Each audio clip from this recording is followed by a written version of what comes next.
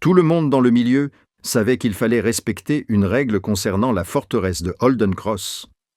Rester loin de la cour est après la tombée de la nuit. L'énorme Cane Corso qui rôdait dans ces lieux avait envoyé 3 intrus à l'hôpital et transformé 2 maîtres chiens expérimentés en épaves tremblantes qui refusaient de parler de ce qu'ils avaient vu. Phantom n'était pas seulement un chien de garde.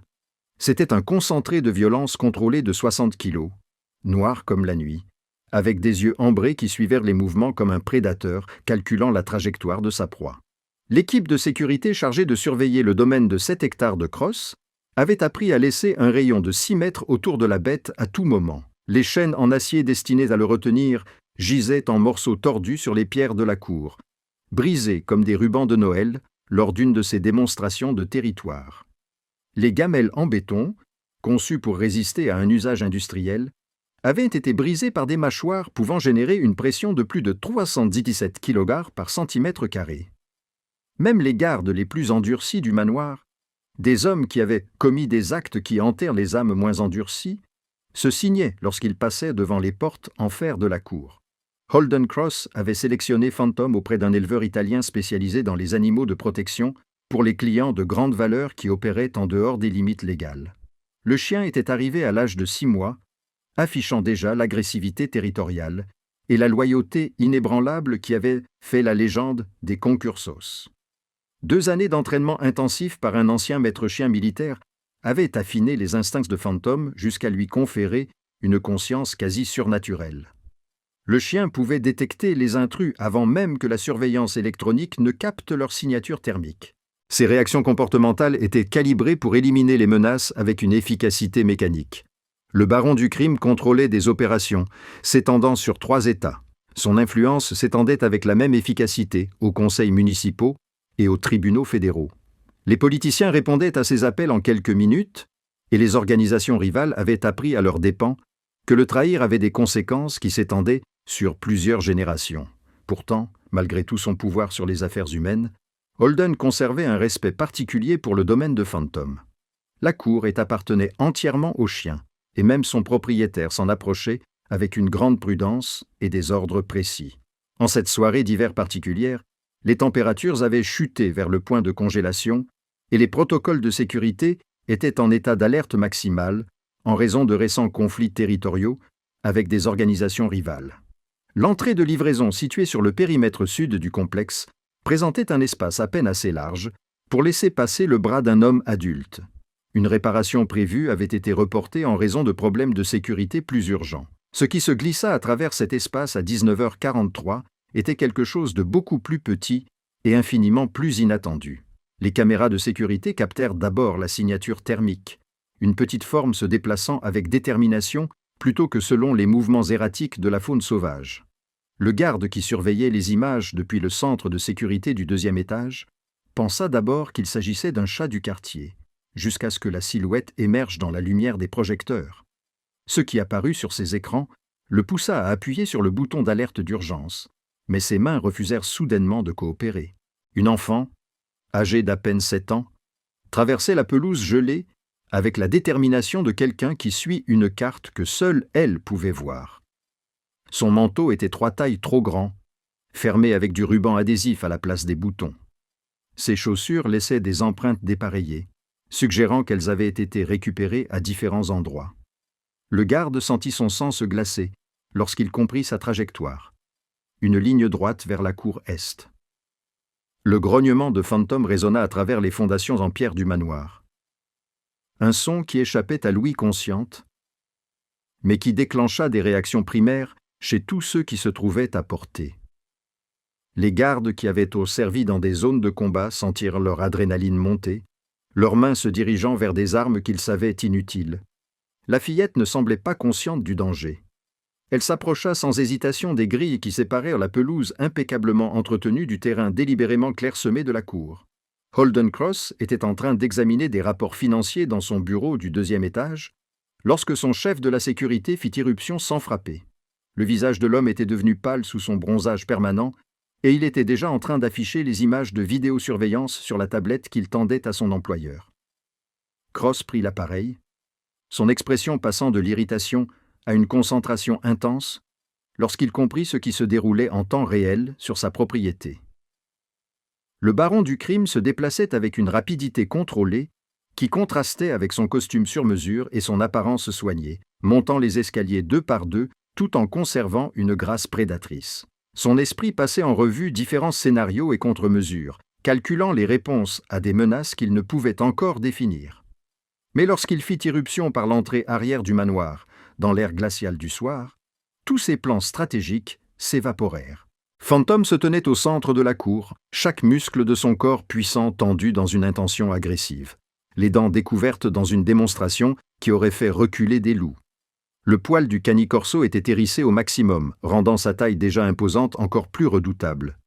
Ce grognement grave et continu s'était intensifié pour devenir quelque chose qui ressemblait à un rugissement. 4 gardes encadraient Holden, armes à la main, sachant pertinemment que les balles atteindraient probablement l'enfant avant d'arrêter le chien.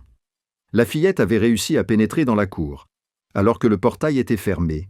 Un mystère qui serait élucidé plus tard, si quelqu'un survivait pour mener l'enquête.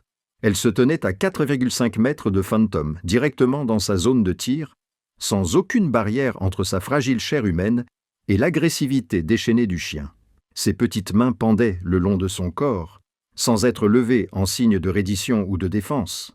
Son visage arborait une expression que Holden ne pouvait pas immédiatement qualifier, quelque chose qui allait au-delà de la peur ou de la folie. Pendant 3 battements de cœur suspendus, le tableau resta figé. L'enfant et la bête engagés dans une confrontation dont la physique et le bon sens dictaient qu'elle ne pouvait avoir qu'une seule issue. Les gardes retinrent leur souffle, leurs armes pointées mais inutiles, tandis que Holden ressentait quelque chose d'inconnu lui serrer la poitrine.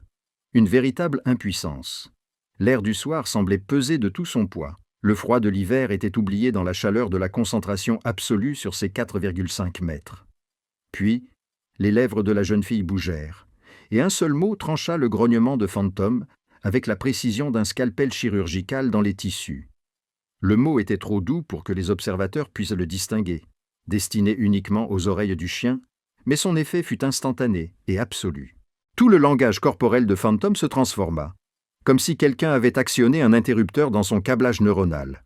Sa posture agressive s'effondra, ses muscles relâchèrent leur tension. Le canicorso de 60 kilos se coucha sur le ventre, à une vitesse stupéfiante, ses pattes puissantes se repliant sous lui, alors qu'il rampait vers l'avant, comme un suppliant s'approchant d'un lieu sacré. Holden regarda avec incrédulité son chien de garde, supposé intouchable, placer son énorme tête sous la petite main de l'enfant. Ses yeux ambrés se fermèrent avec quelque chose qui ressemblait de façon troublante à du soulagement, comme s'il reconnaissait quelqu'un qui l'attendait. Les doigts de la fillette disparurent dans la fourrure noire de Phantom. Les gardes restèrent figés, leurs armes toujours braquées sur une menace qui s'était en quelque sorte transformée en impossibilité sous leurs yeux. Holden sentit son esprit tactique lutter pour comprendre comment 2 années d'entraînement coûteux et d'agressivité soigneusement cultivée avaient été réduites à néant par un seul mot. Le silence qui suivit la transformation de Phantom était en quelque sorte plus oppressant que ses grognements précédents, rempli de questions qui exigèrent des réponses qu'aucun d'entre eux ne possédait.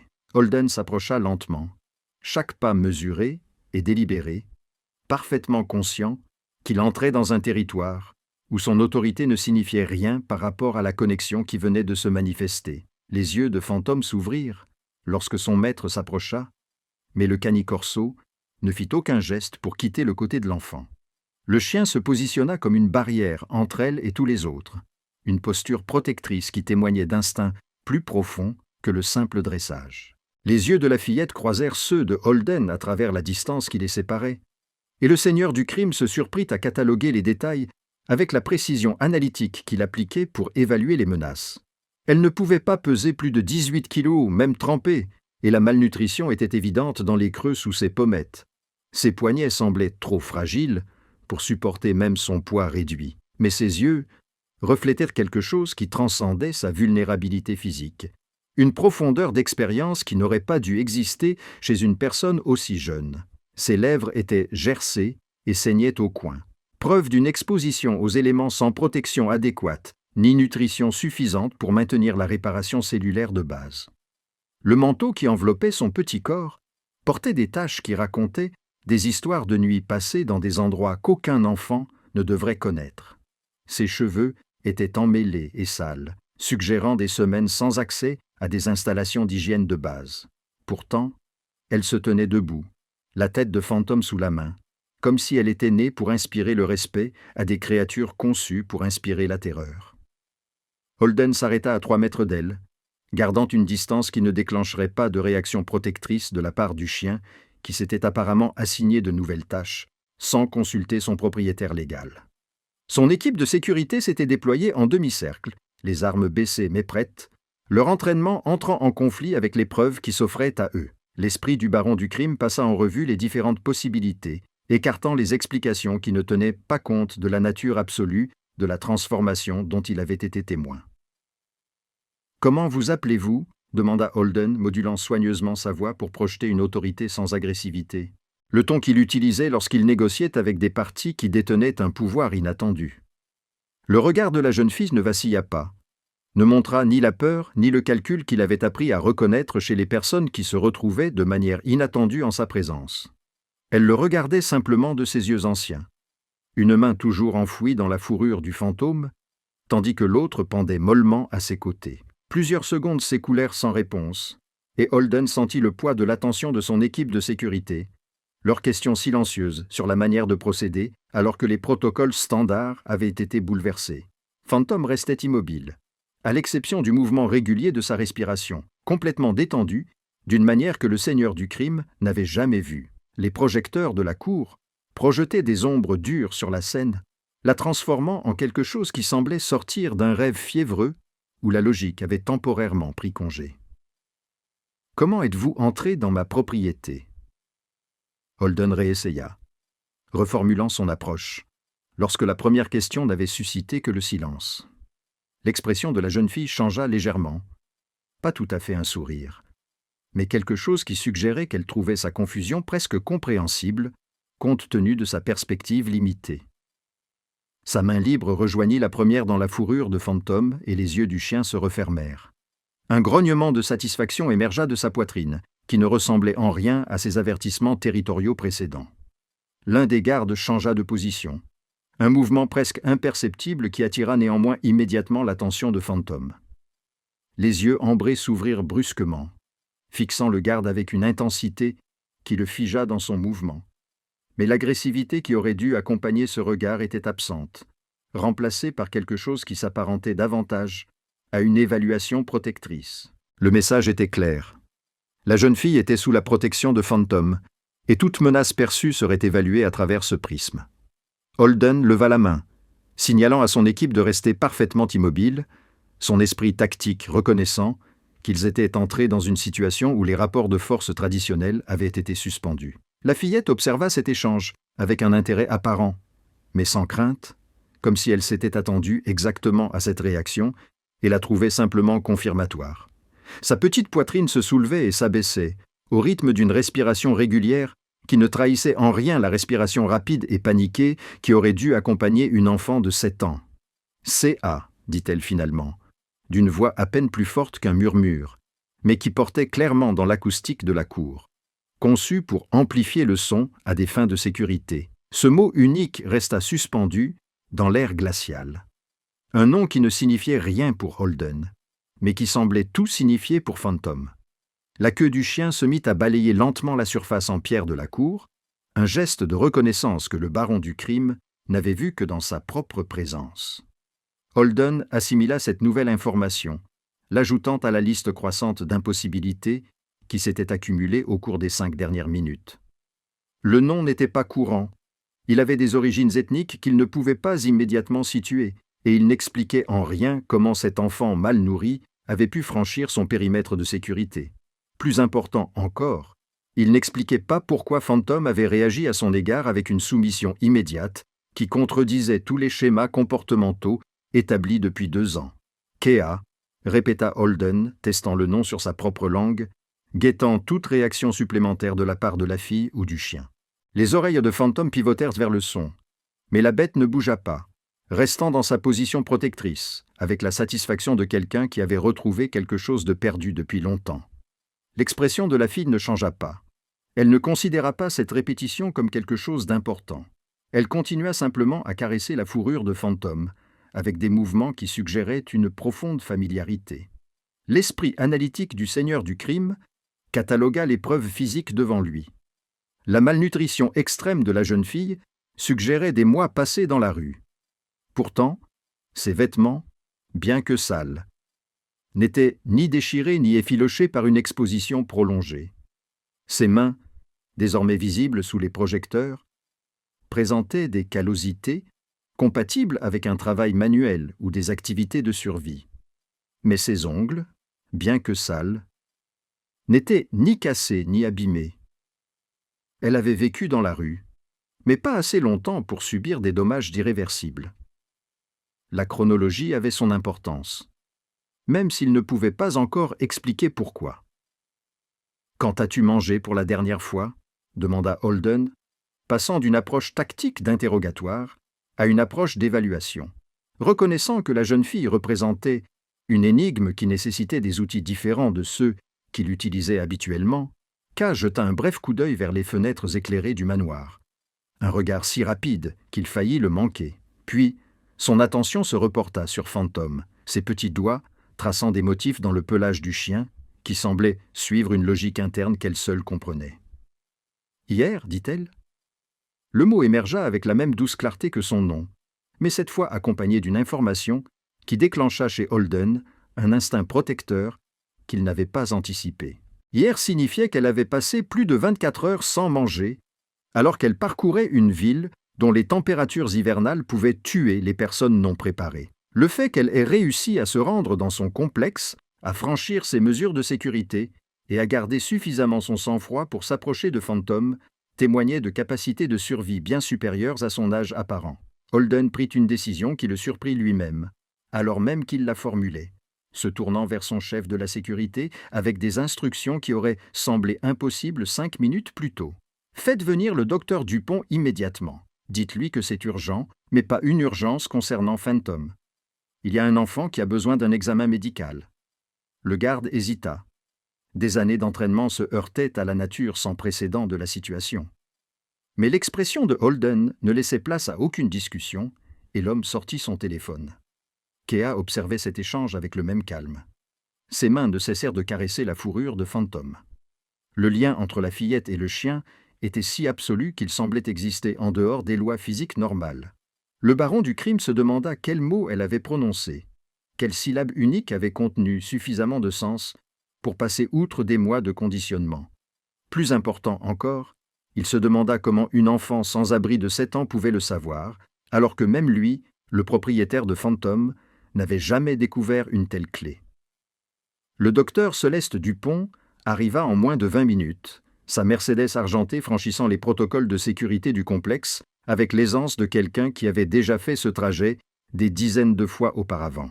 Elle sortit du véhicule vêtue d'une tenue de soirée décontractée qui suggérait qu'elle avait été appelée pendant son temps libre, ses cheveux bruns tirés en arrière en une queue de cheval pratique.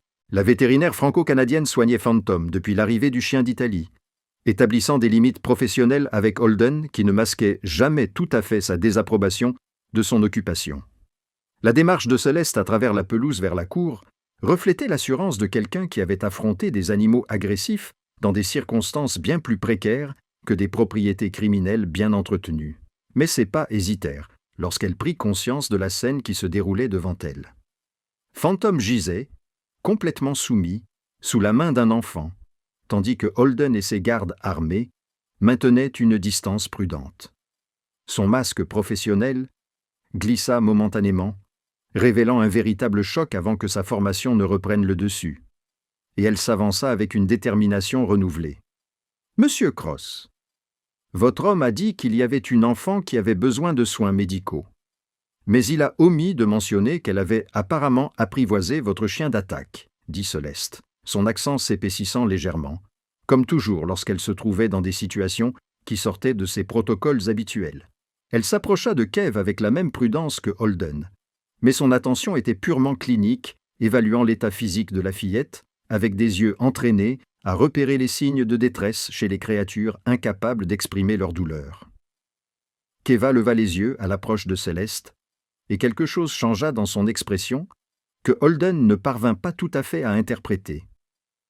Ce n'était pas de la peur, mais peut-être de la lassitude mêlée d'espoir. Le regard de quelqu'un qui avait appris que les adultes étaient rarement synonymes de sécurité, mais représentaient parfois une source de ressources. Les yeux de Fantôme suivaient les mouvements de la vétérinaire, mais le chien restait détendu.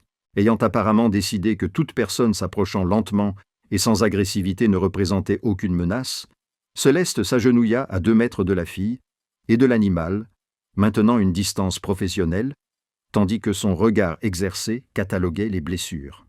« Je m'appelle Dr Dupont, mais vous pouvez m'appeler Céleste si cela vous facilite la tâche, » dit la vétérinaire, baissant la voix pour adopter le ton doux qu'elle utilisait avec les animaux effrayés, estimant apparemment que la même approche pourrait fonctionner avec les enfants traumatisés. « Je suis médecin pour animaux, ce qui signifie que je suis très doué pour remarquer quand quelqu'un ne se sent pas bien.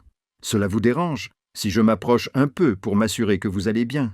Keva répondit en baissant les yeux vers Fantôme, comme pour demander à son chien si elle pouvait faire confiance à cette nouvelle venue, un geste si naturel qu'il suggérait une grande familiarité avec l'utilisation de l'instinct animal comme système de guidage.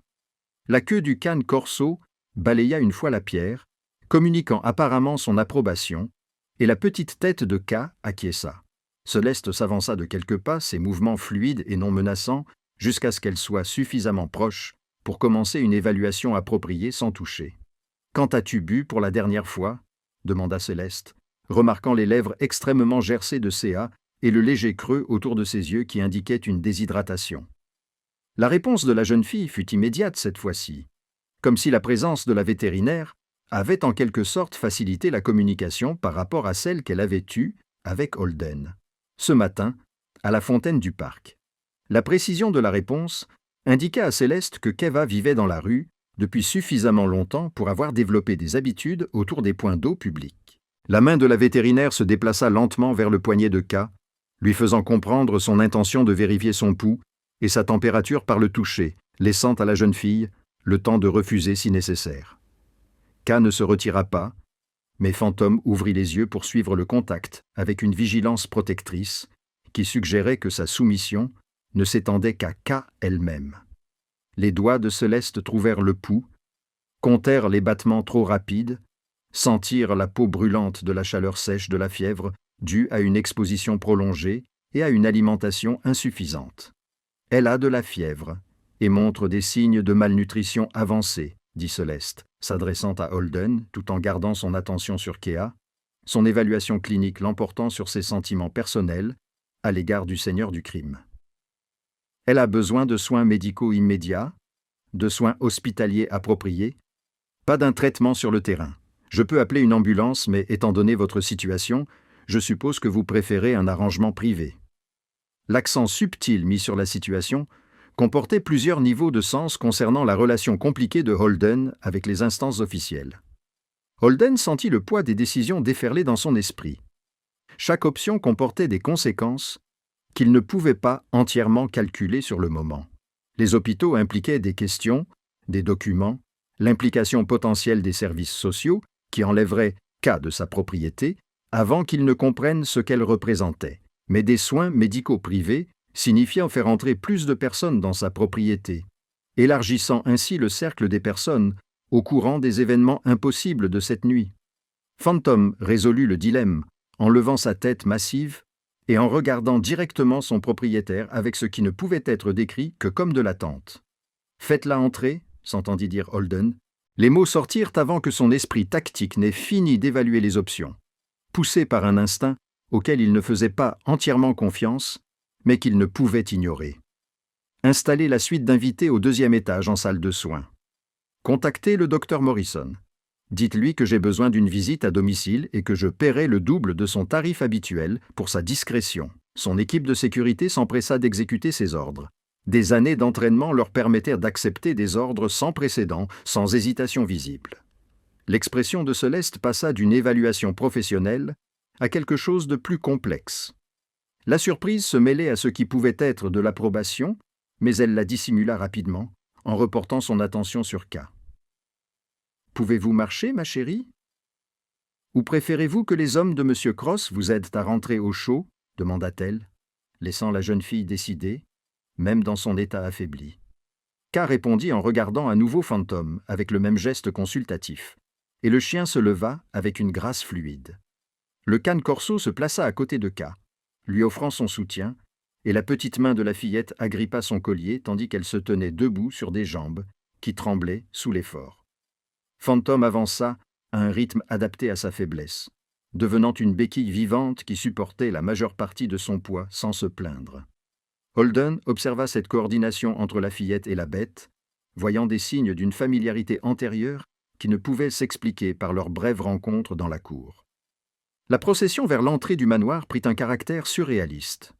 L'enfant sans abri soutenu par un chien dressé pour tuer, suivi d'un vétérinaire désapprobateur et d'un seigneur du crime dont le monde soigneusement construit avait été bouleversé par un simple mot chuchoté. Les gardes s'écartèrent pour laisser passer le cortège, leurs armes désormais rangées dans leurs étuis, leurs visages reflétant la même confusion et la même admiration que Holden ressentait dans sa poitrine. La cour est, conçue comme un lieu d'exécution, s'était en quelque sorte transformée en le berceau de quelque chose qu'il ne pouvait encore nommer. Alors qu'il franchissait le seuil pour entrer dans la chaleur du manoir, C.A. trébucha légèrement, ses jambes cédant finalement à l'épuisement et à la fièvre. Holden réagit instinctivement, la rattrapant avant que Fantôme n'ait le temps de réagir, soulevant la fillette avec une douceur surprenante pour quelqu'un dont les mains avaient orchestré des actes de violence dans 3 états. Elle ne pesait presque rien, son petit corps brûlant de fièvre contre sa poitrine. Les yeux de Cava croisèrent les siens pendant un long moment, et Holden y vit quelque chose qui lui coupa le souffle. De la reconnaissance, mais pas envers lui. La reconnaissance de quelque chose qu'il représentait, d'un rôle qu'il était appelé à remplir sans avoir auditionné pour le poste. Le docteur Morrison arriva 40 minutes plus tard, ses cheveux argentés et sa mallette coûteuse, le désignant comme le genre de médecin qui s'occupait de clients exigeant une discrétion absolue. Il avait soigné divers membres de l'organisation de Holden au fil des ans, sans poser de questions sur les blessures par arme blanche ou les éraflures de balles qui n'apparaissaient jamais dans les dossiers officiels. Mais son expression en entrant dans la suite d'invités trahissait une inquiétude sincère plutôt que son détachement professionnel habituel à la vue de K allongés sur des draps importés qui coûtaient plus cher que le loyer de la plupart des familles. Céleste avait déjà commencé les premiers soins, posant une perfusion avec une efficacité rodée malgré le fait qu'elle travaillait en dehors de sa spécialité vétérinaire. Elle avait retiré les vêtements sales de Kéa, les remplaçant par un t-shirt trop grand provenant des réserves du manoir, révélant ainsi toute l'étendue de la malnutrition de la jeune fille. Ses côtes ressortaient nettement, et des ecchymoses à différents stades de guérison ornaient ses bras et ses jambes. Ce n'étaient pas des marques de maltraitance, mais les séquelles accumulées d'une survie dans les rues qui n'avait aucune pitié pour les plus vulnérables. L'examen du docteur Morrison fut minutieux et doux, ses mains bougeant avec la précision prudente de quelqu'un qui comprend que le toucher peut soit guérir, soit traumatiser. Il vérifia ses réflexes, écouta son cœur et ses poumons, examina l'état de ses dents et de ses gencives à la recherche de signes de scorbut ou d'autres maladies carentielles. Kéa endura tout cela dans un silence stoïque, les yeux rivés sur Fantôme qui s'était posté dans un coin de la pièce, refusant d'être séparé d'elle, malgré les tentatives initiales de Holden pour l'éloigner. Malnutrition sévère, déshydratation, fièvre due à l'exposition au froid, et selon moi, pneumonie en développement dans son poumon gauche. Le docteur Morrison a annoncé son évaluation clinique d'un ton neutre, sans porter de jugement sur la manière dont l'enfant était arrivé dans cet état. Elle a besoin d'antibiotiques par voie intraveineuse, d'une alimentation adéquate réintroduite progressivement pour éviter le syndrome de réalimentation et d'une surveillance constante pendant au moins 72 heures. L'idéal serait de l'hospitaliser, mais je comprends que ce n'est pas une option que vous envisagez. Holden se tenait près de la porte, les bras croisés, observant les procédures médicales avec la même concentration intense qu'il appliquait aux négociations commerciales, où des millions étaient en jeu. Mais ici, c'était différent. Les enjeux étaient à la fois plus modestes et infiniment plus importants que l'argent ou le territoire. Céleste lui jetait des regards réguliers, son expression indéchiffrable, mais ses actions traduisaient clairement son engagement envers le bien-être de Keva, indépendamment de son opinion sur le propriétaire du manoir. Je peux mettre en place tout ce qui est nécessaire ici, continua le docteur Morrison en sortant son téléphone pour commander des fournitures et du matériel médicaux. Mais elle aura besoin de soins 24 heures sur 24, prodigués par une personne ayant une formation médicale. Je peux faire appel à une infirmière privée, mais cela ajoutera une personne supplémentaire à votre situation. La pause délicate qui suivit la phrase faisait référence au contexte criminel sans le nommer explicitement. Une danse linguistique que les deux hommes avaient perfectionnée au fil d'années de consultations irrégulières. La voix de Céleste coupa court, avant que Holden ne puisse répondre. Son accent canadien-français s'aiguisa avec détermination. « Je resterai. J'ai une formation médicale qui va au-delà du travail vétérinaire. J'ai fait des études de médecine avant de me spécialiser, et elle semble me faire confiance, ce qui est plus important que les diplômes pour le moment. » Elle adressa cette déclaration au docteur Morrison plutôt qu'à Holden, revendiquant une autorité sur les besoins émotionnels de la patiente qui primait sur les droits de propriété du seigneur du crime.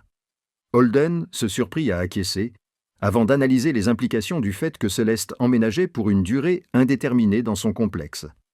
La vétérinaire avait toujours maintenu une distance professionnelle prudente, arrivant pour soigner Phantom et repartant avec un minimum d'interaction sociale. À présent, elle se portait volontaire pour s'installer dans sa maison, motivée par son inquiétude pour une enfant dont le lien avec son chien restait inexpliqué. La situation échappait à son contrôle, d'une manière qui aurait dû déclencher des réactions défensives, mais qui semblait au contraire presque inévitable. K avait fermé les yeux pendant l'examen, la fièvre et l'épuisement ayant finalement eu raison des réserves qui lui avaient permis de tenir le coup jusqu'à l'arrivée au manoir, mais sa main restait tendue vers le coin où se trouvait Phantom, ses doigts effectuant de petits mouvements comme pour s'assurer que le chien était toujours là. Phantom réagit en se rapprochant, étirant son corps massif le long du lit, à portée de ses doigts qui le cherchaient, sa présence étant apparemment plus efficace que n'importe quel médicament pour la réconforter. « Quel est le lien entre le chien et elle ?» demanda le docteur Morrison, sa curiosité clinique prenant le pas sur les limites professionnelles, alors qu'il observait l'interaction entre l'enfant et l'animal. « Je n'ai jamais vu un cane corso afficher ce genre de comportement protecteur envers quelqu'un d'autre que son maître principal, et même dans ce cas, il s'agit généralement plus de possessivité que de protection. » Son regard passa de Phantom à Holden, cherchant une explication à cette anomalie comportementale que même sa formation médicale ne pouvait rationaliser. Holden échangea un regard avec Céleste, reconnaissant qu'ils partageaient tous deux leur ignorance quant au mystère fondamental qui sous-tendait tout ce qui s'était passé ce soir-là. « C'est ce que nous essayons de comprendre, » dit-il. Admettre son ignorance lui coûta plus cher qu'il ne l'avait prévu. Les hommes dans sa position ne reconnaissaient pas leurs lacunes en matière d'information, ne révélèrent pas leurs incertitudes qui pouvaient être exploitées comme des faiblesses. Pourtant, il se tenait là, confessant à son médecin personnel sa confusion au sujet d'une enfant sans abri et d'un chien qui avait apparemment réécrit leurs propres règles relationnelles. Le docteur Morrison rangea son matériel d'examen avec une précision méthodique, laissant derrière lui des fournitures et des instructions détaillées pour les soins à prodiguer à CA au cours des prochains jours. « Je reviendrai demain matin pour réévaluer son état. Appelez-moi immédiatement si sa fièvre dépasse 39,4 degrés ma santé ou si elle présente des difficultés respiratoires. La pneumonie est à un stade précoce, mais elle peut progresser rapidement chez une personne aussi affaiblie. » Il s'arrêta à la porte et ajouta avec une franchise inhabituelle. « Elle a de la chance que vous l'ayez amenée ici. Une autre nuit dans la rue dans son état aurait probablement été fatale. » Le mot « chance » resta suspendu dans l'air après le départ du docteur Morrison, ses implications résonnant dans la conscience de Holden. La chance impliquait le hasard, un événement aléatoire, mais rien dans l'arrivée de Kea ne semblait aléatoire. Elle s'était directement rendue dans son complexe, avait contourné les protocoles de sécurité qui avaient repoussé des infiltrés professionnels et avait prononcé un mot qui avait réécrit la programmation comportementale de Phantom. Ce qui l'avait amené ici fonctionnait selon une logique qu'il ne comprenait pas encore, mais qu'il ne pouvait pas réduire à une simple question de chance. Céleste commença à organiser les fournitures médicales laissées par le docteur Morrison, transformant la suite d'invités en une chambre d'hôpital fonctionnelle avec l'efficacité de quelqu'un à l'aise dans les situations de crise. Elle installa l'équipement de surveillance, prépara les horaires de médicaments, disposa les poches de perfusion sur leur support avec une précision experte.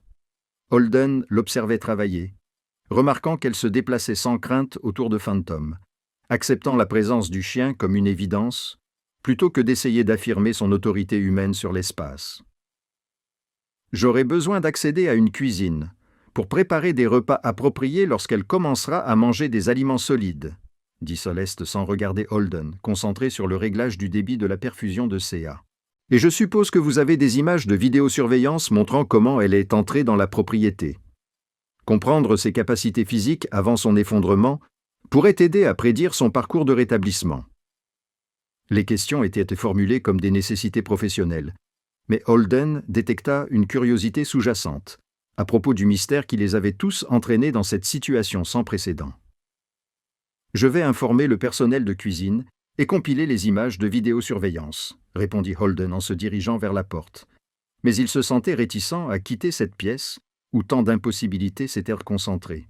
Il s'arrêta sur le seuil, observant la petite poitrine de CA se soulever et s'abaisser au rythme de sa respiration laborieuse, tandis que Phantom veillait sur elle. « Pourquoi as-tu vraiment proposé de rester ? Tu as clairement exprimé ton désaccord avec mes activités au fil des ans. Cela va au-delà de l'obligation professionnelle. » Les mains de Céleste s'immobilisèrent sur l'équipement médical et pendant un long moment, elle ne répondit pas. Elle lui tournait toujours le dos. Lorsqu'elle finit par parler, sa voix véhiculait des significations qui allaient au-delà des simples mots, parce que cet enfant faisait confiance à un animal dressé pour tuer, et que cet animal se souvenait de quelque chose qui valait la peine d'être protégé. Ce genre de connexion ne se produit pas par hasard. Quelle que soit la raison qui l'a amenée ici, quel que soit ce qu'elle représente, c'est important, et quelqu'un doit s'assurer qu'elle survive assez longtemps pour l'expliquer. Holden descendit dans son bureau, où son chef de la sécurité avait compilé les images de 16 caméras différentes qui avaient suivi l'approche de K vers le complexe. La chronologie commençait à 18h47, lorsque les capteurs thermiques avaient détecté sa présence pour la première fois à 3 pâtés de maison, se déplaçant dans une direction précise plutôt que de suivre les schémas erratiques typiques des sans-abri. Elle passa devant 2 autres propriétés cossues sans s'arrêter, sa trajectoire étant clairement orientée vers la propriété de Holden, avec une précision qui suggérait qu'elle connaissait l'adresse à l'avance. Les images montraient qu'elle avait étudié l'entrée de service pendant près de 4 minutes avant de trouver l'ouverture dans le portail. Ses petites mains testèrent le métal avec une minutie systématique qui témoignait de capacités de résolution de problèmes bien supérieures à son âge. Elle s'était glissée à travers l'ouverture avec l'efficacité fluide de quelqu'un qui avait appris à se faire petite pour se faufiler dans des espaces que les autres négligeaient. Aucune hésitation, aucune peur visible dans son langage corporel, même lorsqu'elle pénétrait dans un territoire qui aurait dû terrifier toute personne rationnelle. Ce qui frappa le plus Holden, ce fut le moment où Kava aperçut le manoir pour la première fois. Elle s'était arrêtée, avait fixé l'aile est du bâtiment, et avait hoché la tête comme pour confirmer quelque chose qu'elle savait déjà. Puis, elle avait légèrement modifié son itinéraire, abandonnant le chemin le plus direct vers l'entrée principale au profit d'une trajectoire qui menait spécifiquement à la cour est. Elle savait où se trouvait Phantom et avait délibérément cherché l'endroit le plus dangereux de la propriété. Son enquêteur avait déjà commencé à rechercher la description de K dans les bases de données des personnes disparues et à l'aide d'un logiciel de reconnaissance faciale connecté au système des services sociaux de plusieurs États. Mais Holden soupçonnait que ces recherches ne donneraient rien. La jeune fille se déplaçait comme quelqu'un qui avait appris à vivre sans être remarqué par les autorités.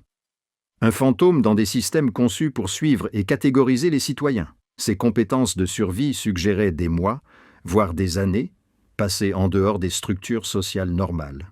Céleste apparut dans l'embrasure de la porte, une tablette à la main. Son expression était troublée, mais cela n'avait rien à voir avec l'état de santé de K. J'ai examiné les dossiers vétérinaires et les documents d'achat de Phantom. Il y a quelque chose que tu dois voir. Elle traversa la pièce pour se diriger vers son bureau, plaça la tablette entre eux et pointa du doigt une ligne spécifique dans les papiers de transfert de l'éleveur. À l'origine, le chien ne s'appelait pas Phantom. C'est toi qui l'as appelé ainsi après l'avoir acheté. Son nom enregistré auprès de l'éleveur italien était Umbra del Passato. Holden se pencha en avant, ses connaissances en italien lui permettant de traduire l'expression « ombre du passé ». Les documents de l'éleveur indiquaient qu'il avait suivi un programme de dressage spécialisé pour les animaux de protection. Mais avant cela, il y avait un trou de 3 mois dans ces documents. Il avait séjourné dans une sorte de centre de rééducation. Celeste sortit un autre document qui montrait un accord de transfert entre l'éleveur italien et un refuge américain pour animaux qui avait depuis fermé ses portes. Le refuge fonctionnait illégalement dans un entrepôt reconverti dans la zone industrielle, poursuivit Celeste. Ses recherches avaient manifestement progressé rapidement pendant les heures qu'elle avait passées avec Keva à l'étage. Il était géré par un couple spécialisé dans la réhabilitation d'animaux traumatisés, victimes de maltraitance, survivants de combats, créatures que d'autres établissements avaient abandonnées. Il a été fermé par la ville après un incendie il y a 6 mois. Les 2 propriétaires sont morts dans les flammes. Les implications ont frappé la conscience de Holden comme un choc physique. Les pièces d'un puzzle impossible s'assemblaient soudainement pour former un ensemble qui avait un sens terrible. Phantom se trouvait dans ce sanctuaire. Et si le couple avait un enfant, il n'avait pas besoin de finir sa phrase. L'expression de Celeste confirmait qu'elle avait déjà suivi le même raisonnement logique jusqu'à sa conclusion dévastatrice. « J'ai appelé un contact au bureau du chef des pompiers, dit Celeste, sa voix prenant le ton feutré réservé aux discussions sur les tragédies. Le couple qui avait péri s'appelait David et Sarah Okonko. Ils avaient une fille de 7 ans qui avait été déclarée morte dans l'incendie. Son corps n'avait jamais été retrouvé, mais on supposait qu'elle avait été consumée par les flammes. Elle s'appelait Keva. Holden fixait l'image figée de la vidéo de surveillance sur son écran. L'image d'une petite silhouette s'approchant de son portail avec une telle détermination. Ce n'était pas une enfant sans abri cherchant refuge au hasard, mais une fillette qui avait passé 6 mois à rechercher une chose précise qui avait survécu à l'incendie qui avait emporté ses parents. Un chien qui se souvenait d'elle. Elle l'appelait par son nom d'origine. C'est ce qu'elle avait murmuré dans la cour. Pas Fantôme, mais le surnom qu'ils utilisaient au sanctuaire. Umbra, confirma Celeste en ouvrant un autre document.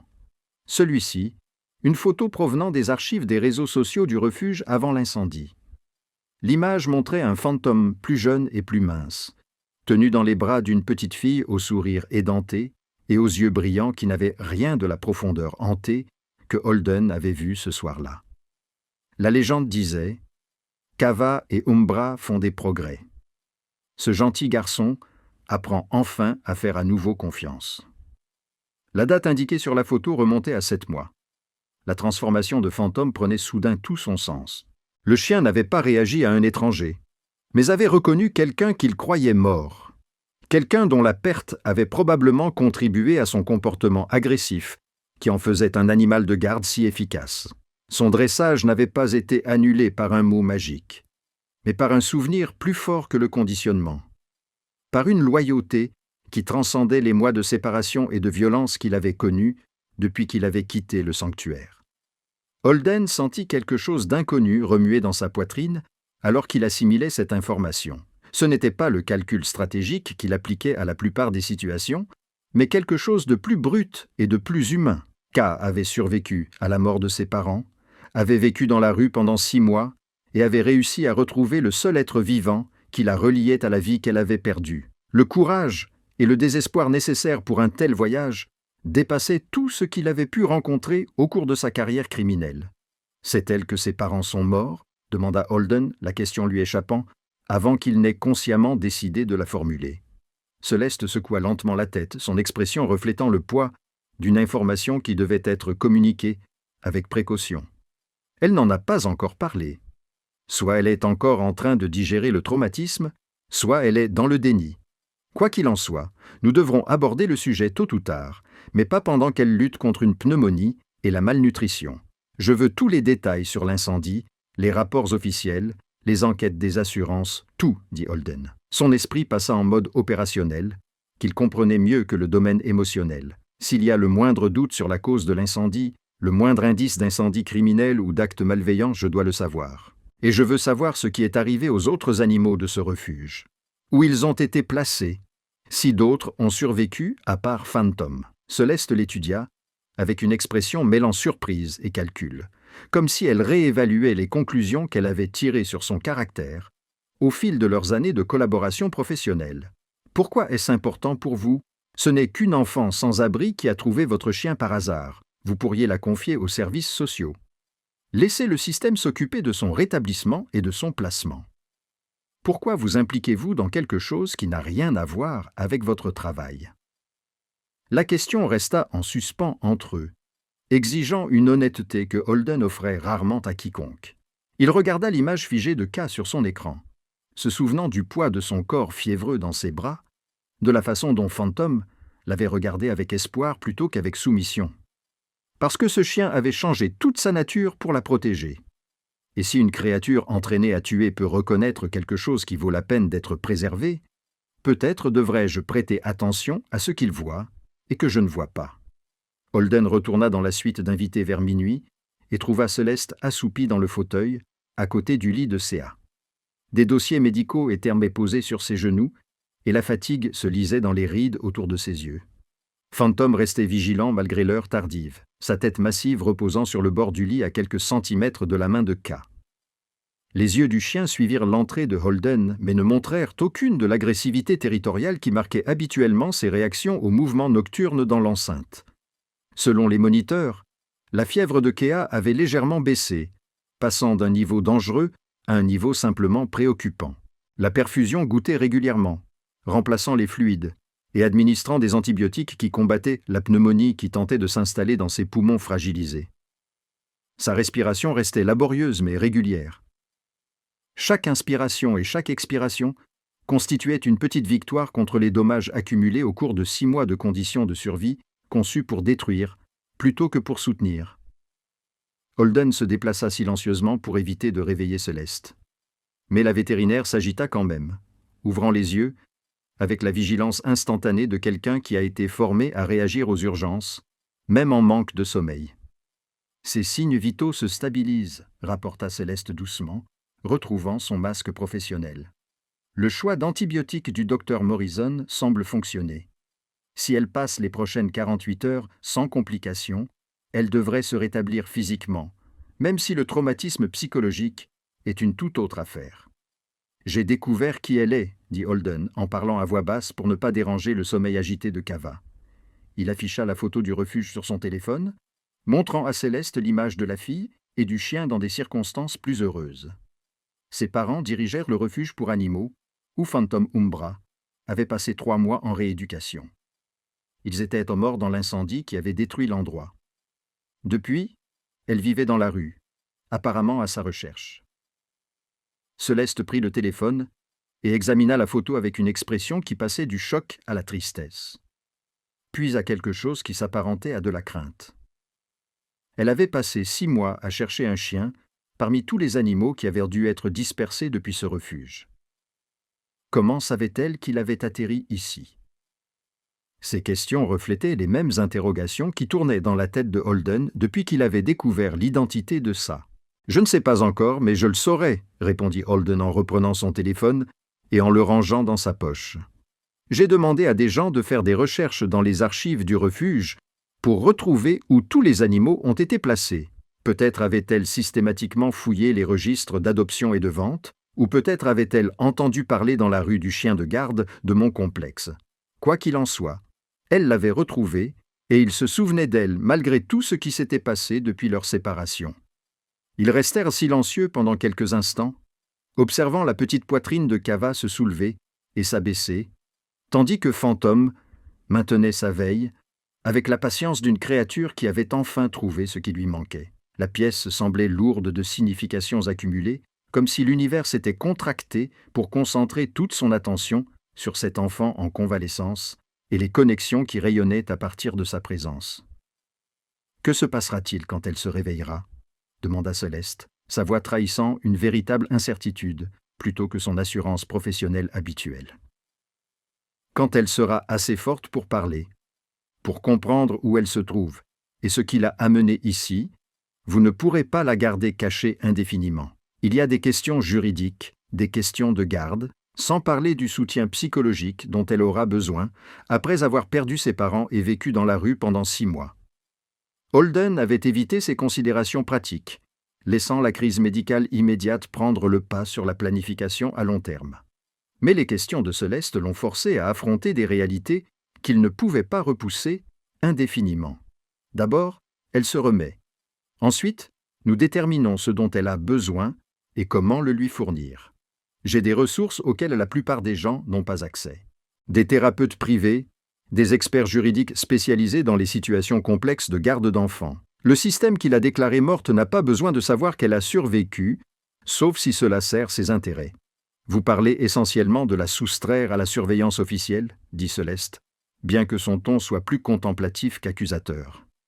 La garder hors du système, utiliser vos relations criminelles pour contourner les procédures légales destinées à protéger les enfants. En quoi est-ce dans son intérêt plutôt que simplement pratique pour vous? La remise en question était directe mais pas hostile.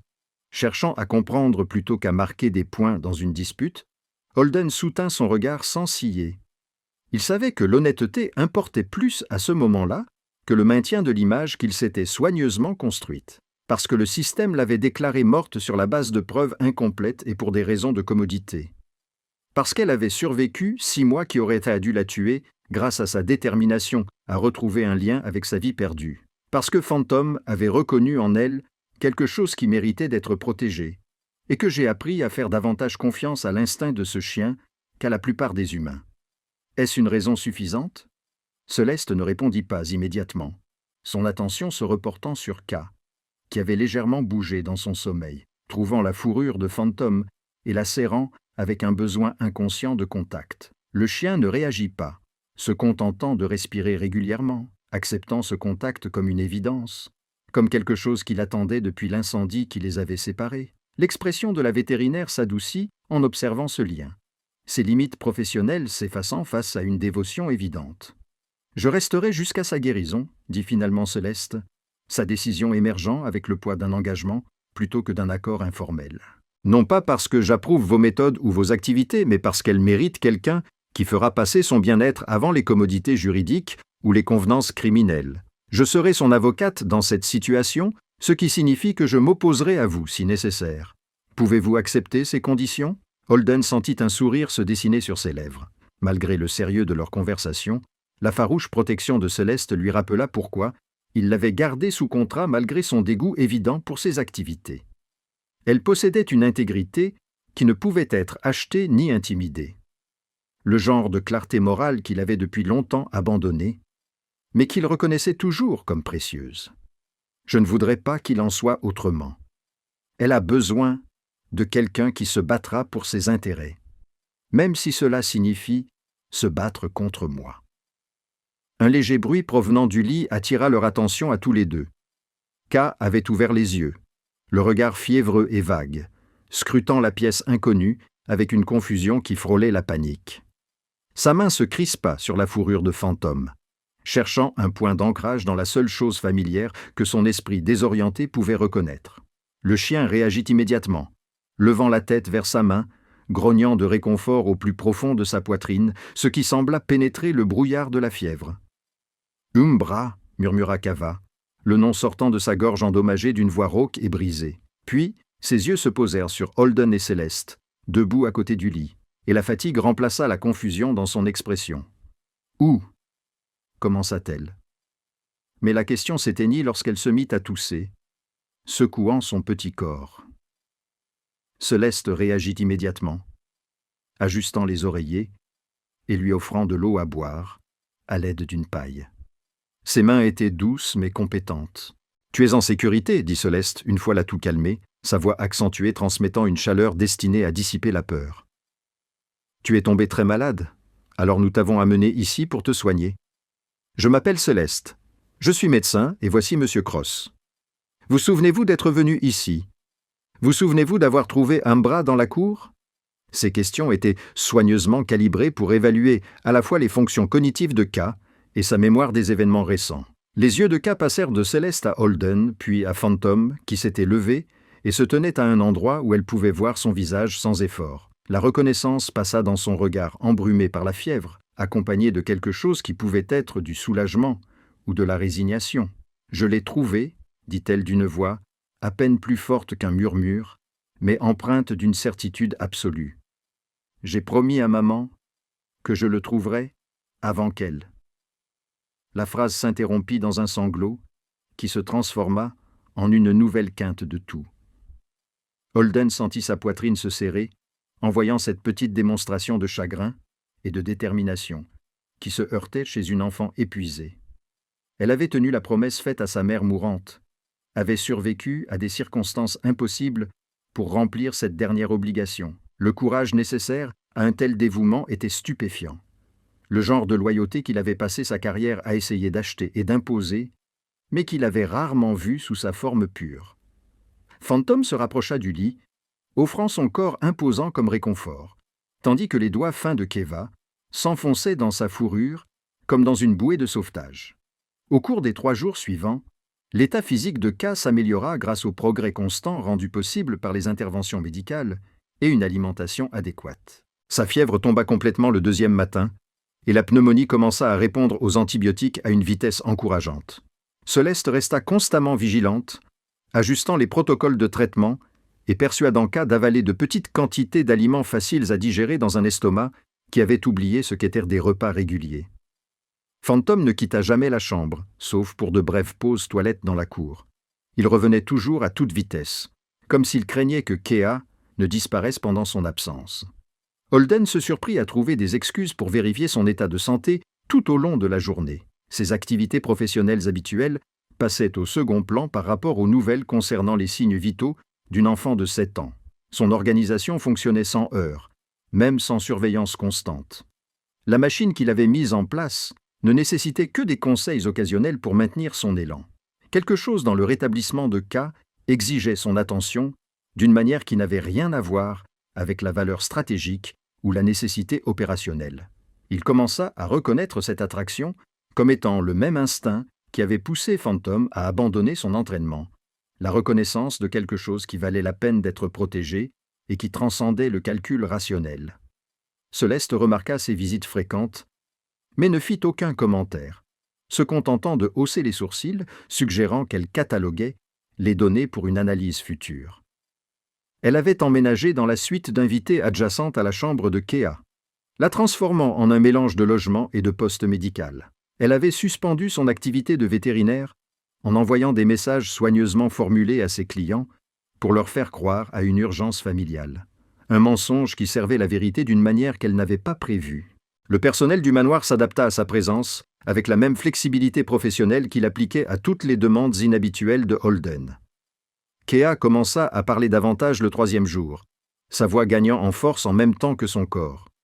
Au début, elle parlait de ses parents au présent, comme si les 6 mois qui s'étaient écoulés depuis l'incendie n'étaient qu'une séparation temporaire plutôt qu'une perte définitive. Céleste corrigea doucement ses références, l'aidant à surmonter son chagrin qui avait été gelé par la nécessité de survivre. Ces conversations étaient douloureuses à entendre. La compréhension d'une enfant se heurtait à la réalité des adultes. L'espoir s'effondrait sous le poids de la vérité qu'elle avait évitée par pure volonté. « Maman m'a dit de trouver un bras si quelque chose arrivait », a déclaré Kea au cours d'une de ces conversations. Sa petite main caressait la tête de Phantom avec des mouvements qui étaient devenus un rituel de réconfort constant. Elle a dit qu'il se souviendrait de moi. Les chiens n'oublient pas les personnes qu'ils aiment. Ses yeux s'étaient remplis de larmes qui avaient fini par couler. 6 mois de chagrin refoulé, trouvant enfin un exutoire, maintenant qu'elle avait accompli la mission qui l'avait maintenue en vie. Céleste la serra dans ses bras pendant qu'elle pleurait, lui offrant le genre de réconfort maternel que la compétence médicale seule ne pouvait remplacer. Phantom se pressa contre le lit, gémissant doucement de détresse à cause de sons qui le troublaient clairement, malgré son incapacité à en comprendre la source. Holden se tenait dans l'embrasure de la porte pendant cette crise, témoin d'une vulnérabilité qui lui serrait le cœur d'émotions inconnues. Il avait bâti un empire en exploitant les faiblesses, en identifiant les points faibles dans les défenses des gens et en exerçant une pression jusqu'à ce qu'ils cèdent selon son plan. Mais voir le chagrin de Sea était différent. Ce n'était pas une opportunité à exploiter, mais quelque chose qui exigeait une protection contre un monde qui avait déjà trop pris à quelqu'un de trop jeune pour avoir développé des défenses adéquates. Plus tard dans la soirée, après que Keva eut pleuré jusqu'à s'endormir d'épuisement et que Céleste soit sortie prendre un café, Holden se retrouva seul dans la pièce avec la jeune fille et le chien. Il s'assit dans le fauteuil que Céleste occupait habituellement, étudiant le visage de Cava au repos, les ecchymoses persistantes qui s'estompaient en jaune-vert, les creux sous ses pommettes qui commençaient à se remplir grâce à une alimentation adéquate. Même endormi, sa main restait enchevêtrée dans la fourrure de Phantom. Un besoin inconscient de contact l'emportait sur le repos. « Je ne sais pas quoi faire avec toi, » dit Holden doucement, s'adressant à Cava endormie, même si elle ne pouvait pas l'entendre. « Je ne suis pas équipé pour ça. Je ne fais pas de rédemption, ni de parentalité de substitution. Mon métier, c'est le contrôle et les conséquences. Pas la guérison d'enfants traumatisés qui font plus confiance aux chiens qu'aux humains. » Ces mots étaient une confession à quelqu'un qui ne pouvait pas le juger pour cet aveu. Les yeux ambrés de Phantom s'ouvrirent et se posèrent sur Holden avec une expression qui pouvait être du reproche ou de l'attente. Le chien avait clairement fait son choix.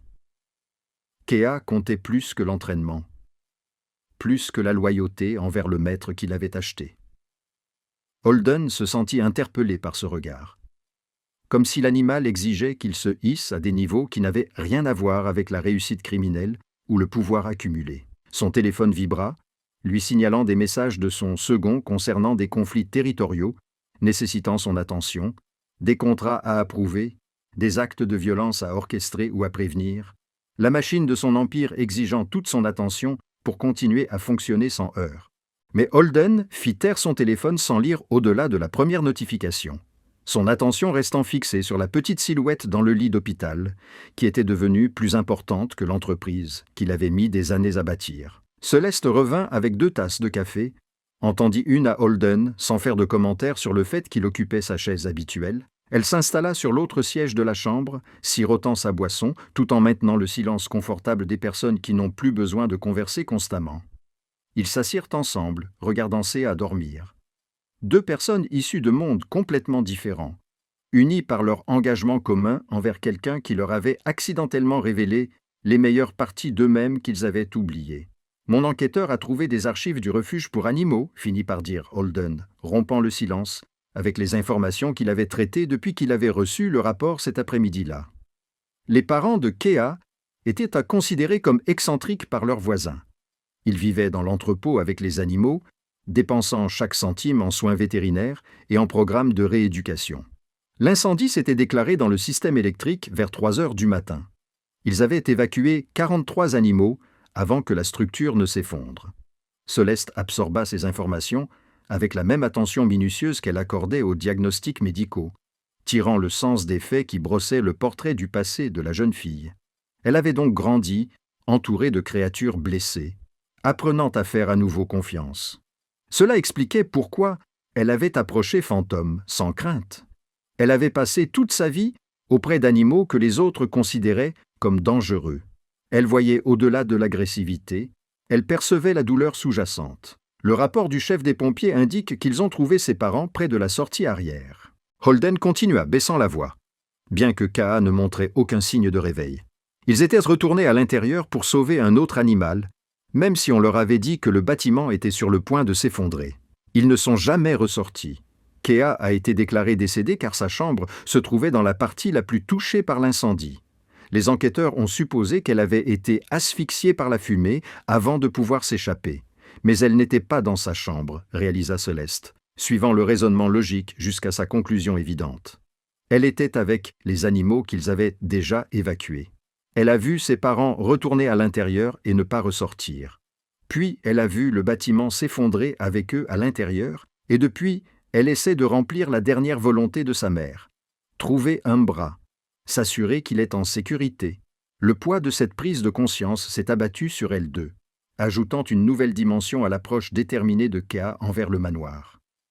Malgré le danger évident, elle n'avait pas été imprudente ou bêtement courageuse.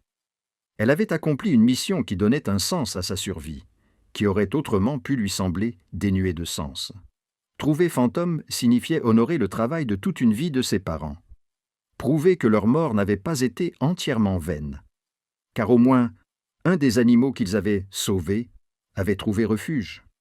À la fin de la première semaine, qu'Eva était suffisamment forte pour quitter son lit pendant de courtes périodes et explorer la suite d'invités avec une curiosité prudente, tandis que Phantom suivait chacun de ses mouvements. Elle touchait tout avec une révérence prudente, comme si le luxe qui l'entourait existait dans une réalité différente de celle qu'elle avait connue pendant 6 mois. Céleste encourageait cette exploration, reconnaissant que reprendre le contrôle de son environnement était une étape cruciale dans son rétablissement psychologique. Holden avait chargé son équipe juridique de rechercher les options de garde et les voies bureaucratiques qui pourraient permettre à Kaa de rester sous sa garde sans déclencher l'intervention du système. Le défi était de taille. Un homme célibataire à la tête d'un empire criminel, cherchant à adopter une enfant officiellement déclarée morte, qu'il avait en fait kidnappée en ne signalant pas sa survie aux autorités. Ses avocats ont abordé le problème avec la même interprétation créative des réglementations qu'ils appliquaient à ses activités commerciales. Pendant ce temps, le personnel du manoir avait commencé à considérer la présence de CA comme permanente plutôt que comme une anomalie temporaire. Le cuisinier préparait des repas adaptés aux enfants et à son système digestif en convalescence, et la gouvernante avait discrètement acheté des vêtements adaptés à l'âge et à la taille de K. Personne n'avait explicitement déclaré qu'elle resterait, mais l'infrastructure qui soutenait cette hypothèse s'était construite grâce à de petites actions accumulées qui reconnaissaient la réalité avant qu'elle ne soit officiellement déclarée. Céleste observait ces développements avec des sentiments mitigés. Elle ne les exprimait pas clairement, même à elle-même. Son engagement initial à rester pendant la crise médicale de Kea avait évolué vers quelque chose de plus complexe, un investissement dans le bien-être à long terme de la jeune fille qui allait au-delà de ses obligations professionnelles. Elle avait commencé à imaginer un avenir pour K, qui incluait la stabilité, l'éducation, le genre d'enfance qui lui avait été volé par le feu et les circonstances. Mais elle reconnaissait également les complications morales d'un tel avenir construit à l'intérieur de la forteresse d'un baron du crime. Que se passerait-il lorsqu'elle serait complètement rétablie? Céleste posa la question à Holden lors d'une de leurs conversations nocturnes, devenue routinière au cours de la semaine précédente. Ils étaient assis dans son bureau, tandis que Kea dormait à l'étage, sous la surveillance vigilante de Phantom, dans le calme de la nuit. Cela leur permettait d'avoir des discussions trop complexes pour être menées en journée. Vous ne pouvez pas la cacher éternellement. Tôt ou tard, quelqu'un finira par la remarquer. Un voisin, un livreur, quelqu'un qui vous posera des questions auxquelles vous ne pourrez répondre sans révéler toute la situation.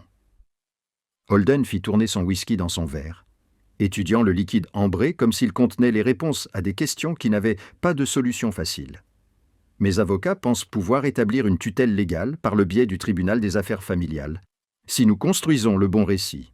Prétendre que je m'occupe de l'enfant d'un parent éloigné après le décès de ses parents, que les procédures appropriées ont été suivies, mais que les formalités administratives ont été retardées. Les juges de cette ville me doivent des faveurs. Ce n'est pas une base idéale pour obtenir la garde, mais c'est mieux que les alternatives. Tu parles de corrompre le système judiciaire pour légitimer un enlèvement ? Dit Céleste, bien que son ton traduisait plus de résignation que d'accusation. Elle avait franchi suffisamment de limites éthiques au cours de la semaine précédente pour que la supériorité morale devienne un terrain difficile à revendiquer de manière convaincante. Que se passera-t-il si, en grandissant, elle se rend compte que toute sa vie a été construite sur des mensonges et des manipulations, que l'homme en qui elle avait confiance était en fait un criminel qui a contourné les lois pour la garder parce que cela servait ses intérêts. La question frappa Holden plus durement qu'il ne voulait l'admettre, touchant des insécurités qu'il avait évitées en se concentrant sur la logistique immédiate.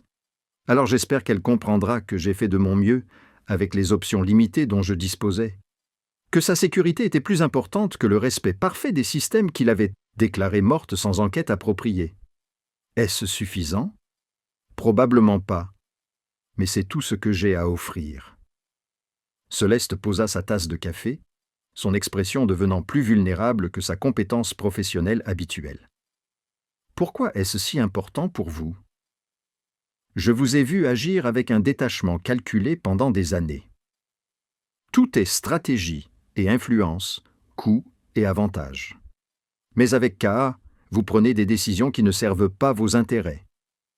Vous risquez d'être démasqué, d'avoir des complications juridiques, tout cela pour une enfant que vous avez rencontrée il y a 1 semaine. Qu'est-ce qui a changé ? Holden ne répondit pas immédiatement. Conscient que l'honnêteté exigeait d'explorer des motivations qu'il avait évité d'examiner de trop près. J'ai passé 15 ans à bâtir un empire fondé sur la peur et le contrôle. Je suis très doué pour amener les gens à faire ce que je veux, en appliquant soigneusement pression et conséquences. Mais Phantom a choisi K.A. sans hésiter, après 2 ans d'entraînement et de conditionnement. Ce genre de loyauté ne s'achète pas et ne s'intimide pas.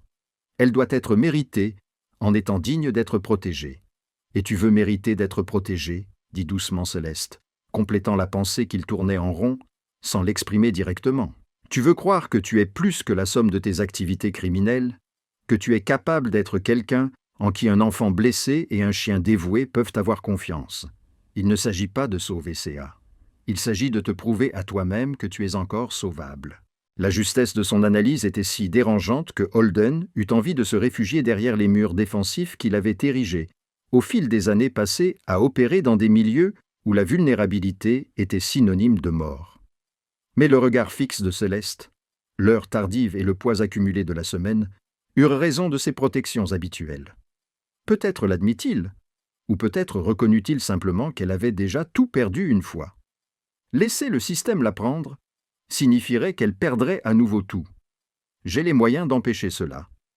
Les utiliser me semble être le minimum requis pour être un tant soit peu décent. Un léger bruit provenant de la porte, les fit se retourner tous les deux. K.A. se tenait dans l'entrée, vêtu d'un pyjama trop grand appartenant à l'un des employés du manoir. Phantom serré contre elle dans une posture protectrice. Ses yeux étaient rougis par les larmes qu'elle venait de verser, et son expression reflétait la fragilité de quelqu'un qui venait de se réveiller d'un cauchemar dont la mémoire ne voulait pas la libérer. « J'ai fait un cauchemar, dit-elle d'une voix faible et incertaine, contrairement à la bravoure dont elle faisait habituellement preuve pendant la journée.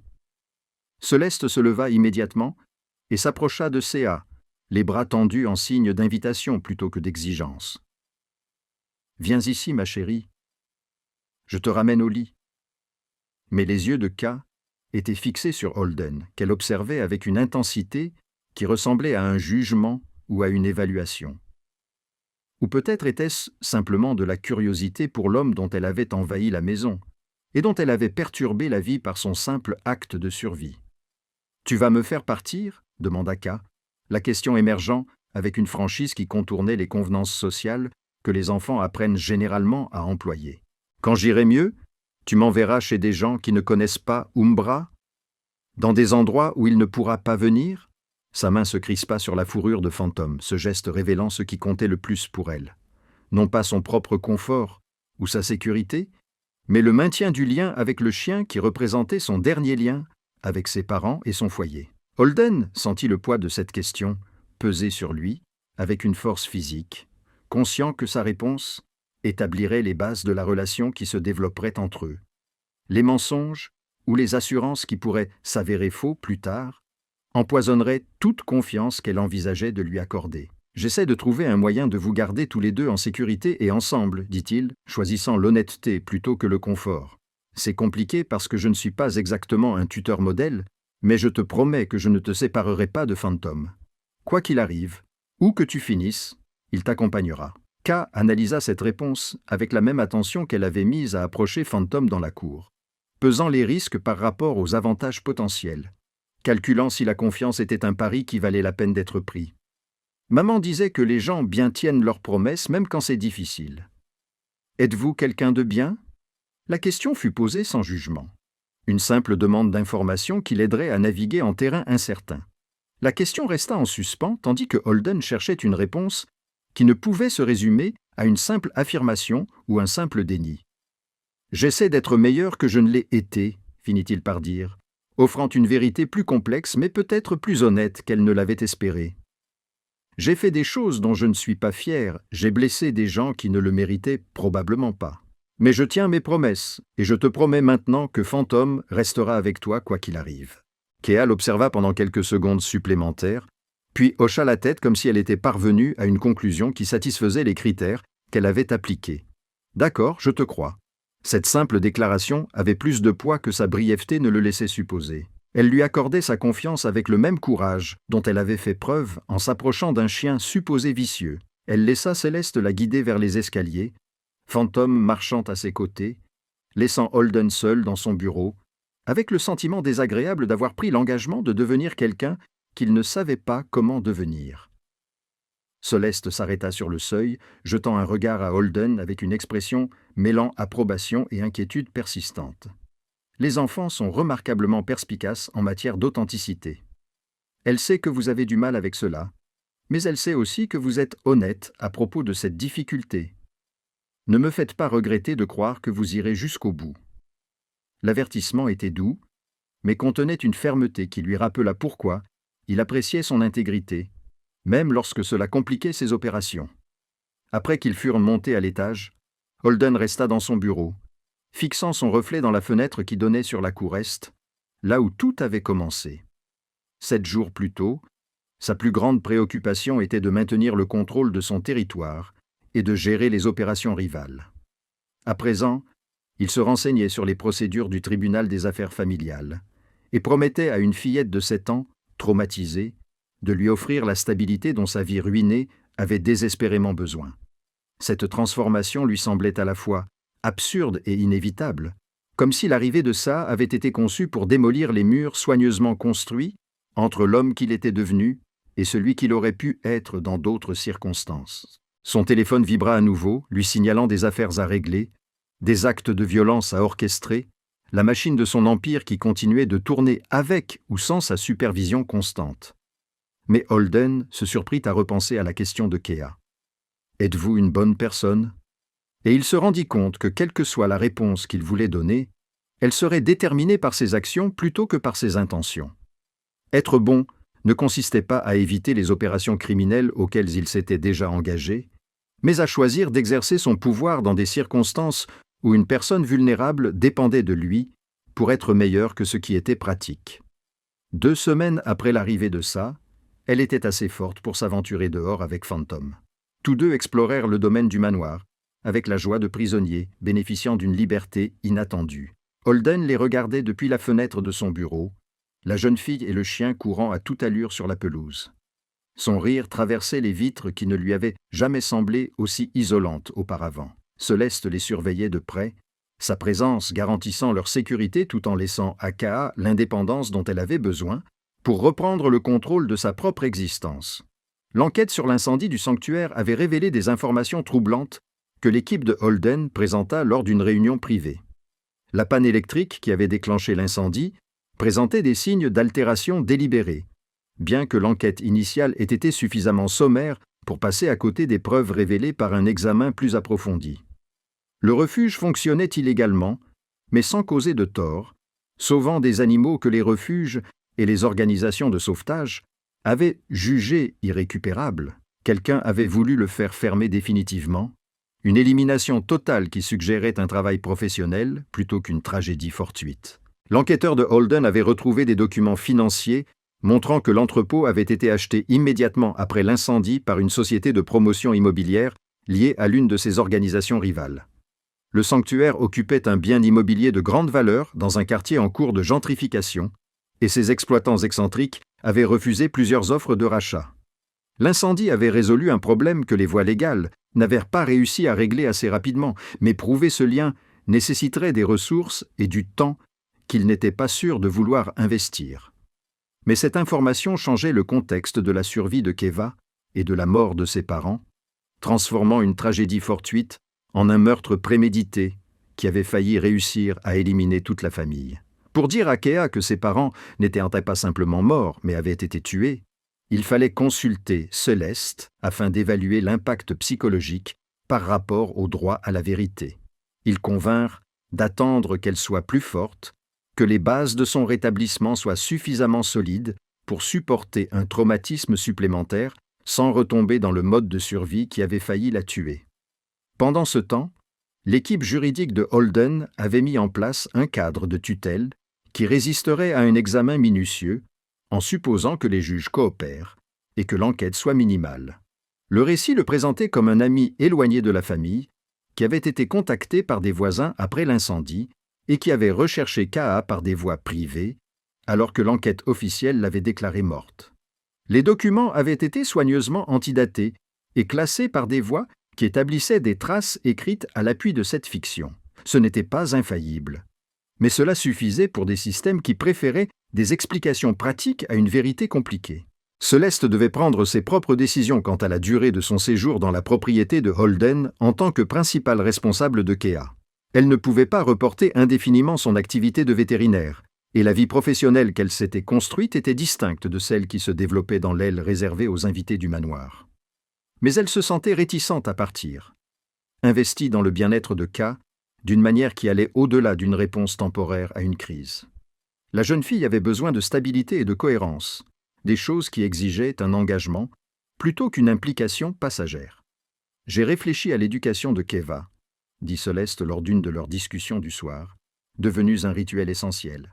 Elle aura besoin d'être scolarisée, de socialiser avec d'autres enfants, de vivre des expériences en dehors de ce complexe.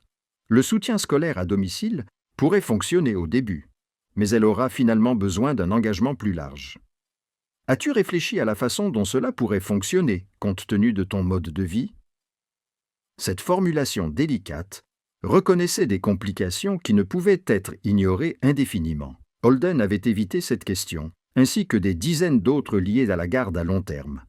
Une école privée avec des protocoles de sécurité, un chauffeur également formé à la protection, des interactions soigneusement gérées qui lui permettraient de se développer normalement tout en minimisant son exposition à des choses qu'elle ne devrait pas voir ou à des questions auxquelles elle ne devrait pas avoir à répondre. Ce n'est pas idéal, mais c'est mieux que les alternatives. Sa réponse semblait défensive, même à ses propres oreilles.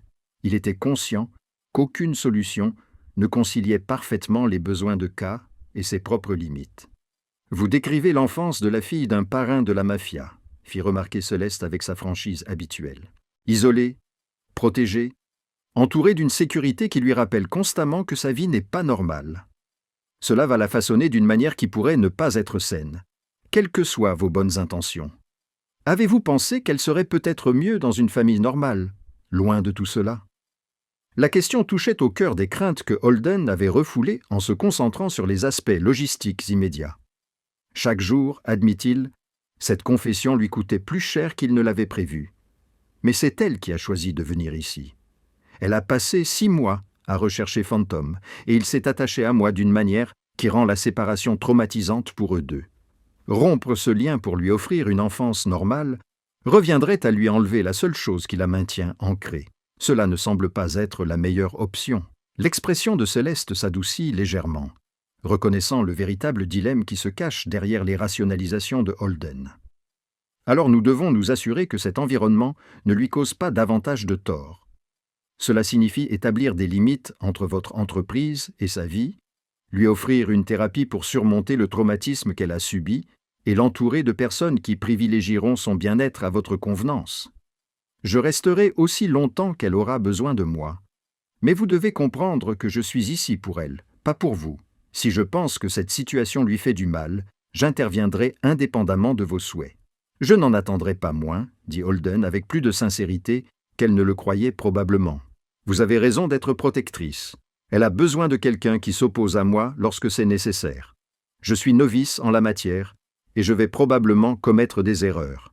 Votre présence ici signifie que ces erreurs pourront être corrigées avant qu'elles ne causent des dommages irréversibles. Admettre son insuffisance était inconfortable mais nécessaire, car cela permettait d'établir les bases d'une collaboration plutôt que d'un conflit. Ils restèrent assis dans un silence confortable pendant plusieurs minutes, regardant les écrans de sécurité qui montraient K et Phantom explorant le terrain sous les projecteurs qui transformèrent la nuit en jour artificiel. La jeune fille apprenait aux chiens des tours qu'il n'avait jamais appris pendant son entraînement au combat, et Phantom les exécutait avec un enthousiasme qui effaçait sa réputation antérieure de prédateur intouchable. La transformation des deux était remarquable. La jeune fille réapprenait à faire confiance. Le chien se souvenait de la douceur que l'entraînement avait réprimée, mais pas éliminée. « Elle finira par poser des questions sur l'incendie, » dit Céleste doucement. « À propos de ce qui s'est réellement passé et pourquoi. La vérité sur l'incendie criminel, sur le fait que quelqu'un a délibérément tué ses parents. Cela va nécessiter des réponses que vous ne voudrez peut-être pas donner, car ces réponses mènent à des questions sur ce que vous faites et comment vous opérez. Êtes-vous prêt à ce qu'elle sache qui vous êtes vraiment? Holden avait évité cette inévitabilité, ainsi que toutes les autres que la garde à long terme impliquait. Non, mais je ne pense pas qu'il soit possible d'être prêt. Elle finira par le découvrir, peu importe ce que je lui dis ou ce que je lui cache. Les enfants ne sont pas stupides, et elle est plus vive d'esprit que la plupart. Le mieux que je puisse faire, c'est d'essayer d'être honnête quand elle me pose des questions, et d'espérer que cette honnêteté comptera quand elle sera assez grande pour en comprendre toutes les implications. Une notification sur son téléphone interrompit leur conversation. L'audience pour la tutelle avait été fixée à la semaine suivante, accélérée grâce à des relations judiciaires qui avaient transformé un processus de plusieurs mois en quelques jours. Le message comprenait des documents d'information sur ce à quoi s'attendre, comment présenter la situation, les questions susceptibles d'être posées et comment y répondre de manière à satisfaire les exigences légales sans révéler des vérités gênantes. C'était du théâtre, une performance soigneusement chorégraphiée où chacun connaissait son rôle et où les résultats avaient été prédéterminés par des canaux extérieurs aux procédures officielles. Céleste lut correctement son expression, comprenant sans explication que la machine bureaucratique s'était mise en marche. Donc, ça va se faire. Elle deviendra officiellement votre pupille, votre responsabilité aux yeux du système judiciaire. Après cela, il n'y aura plus moyen de revenir en arrière. Si vous changez d'avis ou décidez que c'est trop compliqué, vous serez obligé de mener cela à bien jusqu'à ce qu'elle soit adulte ou que les circonstances changent radicalement. C'est votre dernière chance de reconsidérer votre décision avant que cela ne devienne définitif.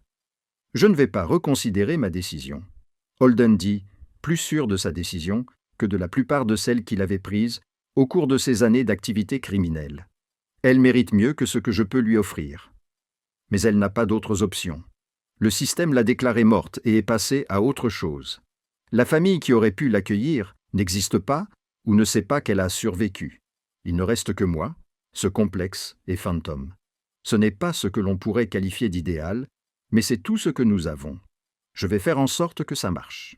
Céleste l'étudia avec une expression mêlant appréciation et quelque chose qui aurait pu être du respect, même si elle n'avait jamais explicitement reconnu de tels sentiments envers quelqu'un dont elle déplorait les activités. Alors je reste aussi, pas indéfiniment dans la suite d'invités, mais suffisamment prêt pour être présente dans sa vie quotidienne. Elle a besoin d'une influence féminine et de quelqu'un qui ne fait pas partie de votre monde. Je continuerai à exercer, mais je serai là pour elle. Nous réglerons les détails logistiques, mais elle a besoin de stabilité. Ce n'est pas négociable. Cette déclaration avait un poids qui dépassait ses implications pratiques, établissant que Céleste choisissait de s'intégrer dans son foyer, non par obligation, mais par engagement sincère envers le bien-être de Céa. La vétérinaire s'aventurait volontairement sur un terrain criminel dont elle s'était jusqu'alors soigneusement tenue à l'écart, franchissant les limites qu'elle s'était fixées au fil d'années d'interaction professionnelle. L'importance de cette décision n'échappait à aucun d'eux, même si aucun des deux n'exprimait clairement ce que cela signifiait pour leur relation ou leur avenir respectif.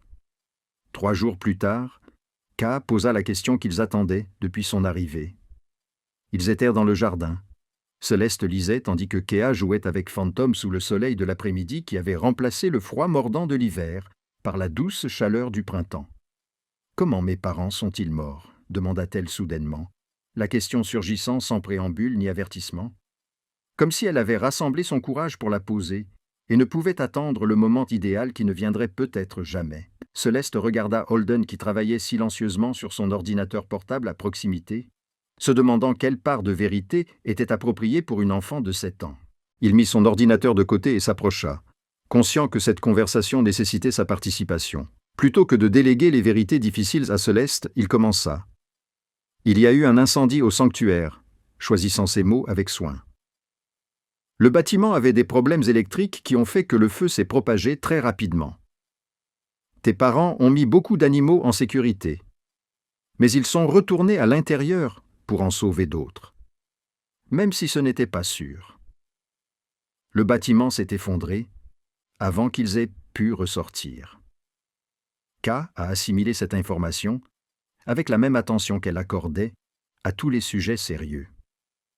Son petit visage reflétait un processus interne qui suggérait qu'elle pesait ce qu'on lui avait dit par rapport à ses souvenirs et à ses suppositions. « Ils sont morts en sauvant des animaux », a-t-elle finalement déclaré, d'une voix calme, malgré les larmes qui commençaient à couler. C'est ce qu'ils auraient voulu. Ils ont toujours dit que les animaux méritèrent d'être protégés, tout comme les humains. Ils ont tenu leurs promesses même lorsque c'était difficile. L'écho de sa question précédente à Holden. « Es-tu une bonne personne ?» résonnait dans sa déclaration sur les derniers actes de ses parents. C'étaient de bonnes personnes qui avaient tenu leurs promesses même lorsque cela leur avait coûté tout ce qu'ils avaient. Et maintenant, elle évaluait tout le monde à l'aune de cette norme. Holden ressentit le poids de cette évaluation, conscient que sa capacité à honorer les engagements pris envers elle déterminerait s'il méritait la confiance qu'elle lui accordait. « Il t'aimait beaucoup », ajouta Céleste doucement, se rapprochant pour lui apporter un réconfort physique, tout en laissant à Keva l'espace nécessaire pour digérer la situation par elle-même. « Et il serait si fier de ton courage, de la façon dont tu as survécu et trouvé un bras, comme ta maman te l'avait demandé. Tu as tenu ta promesse envers elle, et cela compte plus que tu ne le penses. » Cette affirmation sembla libérer quelque chose en K, et elle pleura avec l'abandon de quelqu'un qui se sentait enfin suffisamment en sécurité pour laisser libre cours à des émotions que la survie l'avait obligée à réprimer. Phantom se pressa contre elle, lui offrant son corps massif comme un ancrage, tandis qu'elle pleurait avec l'intensité requise par 6 mois de deuil différé. Holden observait cette scène, se sentant impuissant face à une douleur qu'il ne pouvait soulager ni par des ressources, ni par une planification tactique. Mais la main de Céleste trouva la sienne et la serra brièvement, lui signifiant que sa présence comptait même s'il ne pouvait pas résoudre activement le problème. Ils restèrent ensemble pendant que Kava pleurait, lui offrant le soutien stable dont elle avait besoin pour s'effondrer en toute sécurité, sachant que quelqu'un serait là lorsqu'elle serait prête à se reconstruire. Ce soir-là, après que Kaa se fut épuisée et endormie avec Phantom blotti à côté d'elle sur le lit, Holden et Céleste s'assirent dans son bureau pour discuter de l'audience de tutelle prévue la semaine suivante. Les documents étaient prêts, le récit établi, et le juge avait été soigneusement sélectionné pour sa propension à accepter des explications commodes plutôt qu'une enquête approfondie. Le processus devait être simple, mais tous deux ressentaient de l'anxiété face à des résultats qu'ils ne pouvaient pas contrôler entièrement. « Elle te fait confiance », observa Céleste, son ton donnant à cette simple affirmation une importance particulière. Malgré tout ce qu'elle a vécu, malgré l'étrangeté de cette situation, elle a décidé que tu méritais sa confiance. C'est un cadeau, mais aussi une responsabilité qui va au-delà de la tutelle légale. Tu seras la principale figure masculine dans sa vie, celle à laquelle elle comparera tous les autres hommes. L'exemple que tu donnes aujourd'hui déterminera qui elle deviendra. C'est un pouvoir terrifiant que d'avoir une telle influence sur le développement de quelqu'un. Holden comprit l'ampleur de ce que Céleste exprimait. Il avait passé des semaines à réfléchir aux implications qui allaient bien au-delà de la réponse immédiate à la crise. Je sais que je vais parfois la décevoir parce que je ne sais pas ce que je fais et parce que mon instinct n'est pas adapté à ce rôle. Mais je vais essayer et continuer d'essayer même quand c'est difficile. Tout ce que je peux promettre, c'est d'être présent et de faire de mon mieux, même si mon mieux n'est pas suffisant. C'est en fait plus que ce que la plupart des parents promettent, dit Céleste avec un léger sourire qui adoucit son attitude professionnelle habituelle. La plupart des gens ont des enfants en pensant qu'ils trouveront leur chemin au fur et à mesure, que l'amour suffira à les guider dans les décisions impossibles. Au moins, vous vous lancez avec une évaluation réaliste de vos limites. Cette conscience de soi pourrait être plus précieuse que l'instinct parental naturel. Sa main retrouva la sienne, le contact s'attardant plus longtemps qu'un simple réconfort, suggérant des sentiments qu'elle n'avait pas explicitement reconnus, mais qu'elle ne pouvait pas entièrement cacher. L'audience de tutelle se déroula exactement comme l'équipe juridique de Holden l'avait orchestrée. Le juge accepta les documents sans poser de questions, posa les questions prévisibles qui avaient été anticipées et répétées, et rendit une ordonnance accordant la garde temporaire avec un placement permanent qui serait réexaminé dans 6 mois. Son efficacité était décevante. La machine bureaucratique traitait des décisions qui changèrent des vies avec la même précision désinvolte que celle appliquée aux infractions routières, mais c'était le résultat qui comptait. K était légalement sous sa responsabilité et Phantom l'accompagnait dans le cadre d'un accord global qui ne pouvait être séparé. Ils célébrèrent cela le soir même par un dîner tranquille, dans la salle à manger, privée du manoir. Il n'y avait que Holden, Céleste et K, avec Phantom allongé sous la table, acceptant les friandises que K lui glissait quand elle pensait que les adultes ne regardaient à pas. Cela ressemblait à une famille, ce qui rendait Holden à la fois mal à l'aise et plein d'espoir. Un tableau domestique qui n'avait pas sa place dans son empire criminel, mais qui existait malgré tout grâce à une série de choix qui les avaient amenés à ce moment improbable. « Merci d'avoir tenu ta promesse », dit Kea alors que Céleste l'abordait dans son lit plus tard dans la nuit. Cette déclaration s'adressait à Holden qui était monté pour lui souhaiter bonne nuit. « Maman a dit que les gens bien tiennent leurs promesses et tu l'as fait. Ça veut dire que tu es quelqu'un de bien, n'est-ce pas ?» La question cherchait à confirmer la conclusion à laquelle elle était déjà parvenue. Elle voulait que l'autorité adulte lui confirme que sa confiance n'avait pas été mal placée. Holden sentit sa gorge se serrer sous l'effet d'émotions qu'il ne pouvait pas tout à fait nommer. Il était touché par cette confiance qui lui était accordée, malgré toutes les preuves qu'il ne méritait pas une telle confiance inconditionnelle. « J'essaie de l'être, dit-il, reprenant sa réponse précédente, mais avec plus de conviction, née de plusieurs semaines d'efforts. Et le fait que toi et Umbra soyez ici me donne envie d'essayer encore plus fort. Alors peut-être que vous me rendez meilleur simplement en étant là. Peut-être que cela suffit. » Cette confession était plus honnête qu'il ne l'avait prévu. Sa vulnérabilité dépassait les défenses que ses activités criminelles l'avaient obligé à maintenir. Kea sourit alors, un sourire radieux et sincère qui transforma son visage de survivante hantée en celui de l'enfant qu'elle aurait dû pouvoir rester si les circonstances avaient été différentes. Maman disait toujours « Les animaux savent qui est sûr. » Umbra savait que tu étais sûr avant même que je le sache. C'est pourquoi il est resté avec toi au lieu de s'enfuir. Les chiens sont plus intelligents que les humains en ce qui concerne les gens. Cette simple sagesse contenait une vérité que Holden ne pouvait contester. L'instinct animal s'avérait plus fiable que la rationalisation humaine. Après que K se soit endormi, Holden et Céleste se tenèrent dans le couloir devant sa chambre. L'intimité tranquille de l'heure et le poids accumulé des semaines, créant un espace pour une conversation qui s'était développée sous la surface de leur collaboration pratique. « Que va-t-il se passer maintenant ?» demanda doucement Céleste. « Nous avons résolu la crise immédiate. Nous avons établi un cadre juridique qui lui donne les bases nécessaires à son rétablissement. Mais à long terme, comment cela va-t-il fonctionner avec ton entreprise, ses besoins et tout ce que nous n'avons pas encore résolu ? Je ne sais pas, admit Holden, cette réponse lui semblant plus honnête que n'importe quel plan stratégique qu'il aurait pu élaborer. Mais nous trouverons une solution ensemble. Tu fais partie de tout cela maintenant, que tu le veuilles ou non. Elle a besoin de toi et de moi. Il fit une pause, conscient que pour finir cette phrase, il devait reconnaître des sentiments qu'il n'avait pas encore suffisamment analysés pour pouvoir les exprimer correctement. J'ai aussi besoin de toi, pour son bien, mais aussi parce que tu me donnes envie d'être la personne qu'elle pense que je suis. C'est précieux, à bien des égards, que je suis encore en train d'analyser. Céleste scruta son visage dans la faible lumière du couloir, cherchant l'honnêteté derrière des mots qui auraient pu être manipulateurs s'il était resté le criminel qu'elle avait rencontré des années plus tôt. Mais quelque chose dans son expression satisfit les critères qu'elle appliquait et elle acquiesça lentement. Alors nous trouverons une solution ensemble. Mais pour que cela fonctionne, tu dois comprendre que je ne suis pas seulement une aide salariée ou une solution temporaire. Si je reste, c'est pour faire partie de sa vie et, par extension, de la tienne. Cela s'accompagne d'attentes quant à ta façon d'agir et à ce que j'accepterai. C'est clair ? Tout à fait clair. Holden confirma.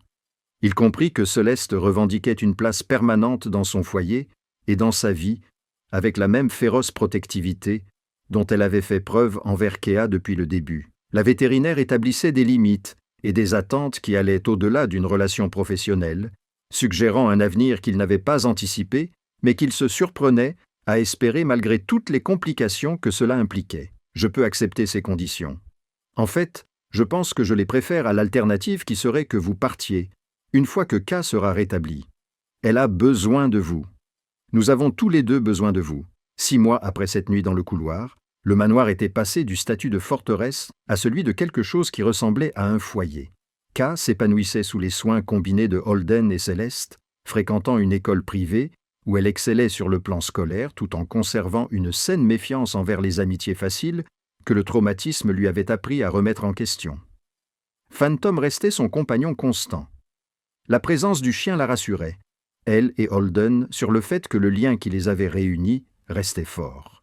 Malgré la normalisation des routines qui avaient remplacé la crise initiale, les affaires de Holden continuaient avec la même efficacité que toujours. Mais ses priorités avaient changé, d'une manière à laquelle son organisation s'était adaptée plutôt que de résister. La violence était devenue un dernier recours plutôt qu'un outil privilégié. Les négociations ont remplacé les confrontations lorsque cela était possible, et il a commencé à se retirer systématiquement des opérations qui présentaient le plus grand risque juridique. La transformation n'a pas été soudaine ni complète, mais la direction était claire. Il s'efforçait d'acquérir une légitimité, non pas parce qu'il craignait les conséquences, mais parce que K.A. méritait un tuteur qui puisse assister aux événements scolaires sans risquer d'être arrêté. Céleste avait emménagé définitivement dans l'aile ouest du manoir, où elle continuait d'exercer la médecine vétérinaire dans des locaux nouvellement construits sur le domaine, tout en s'occupant principalement de CA.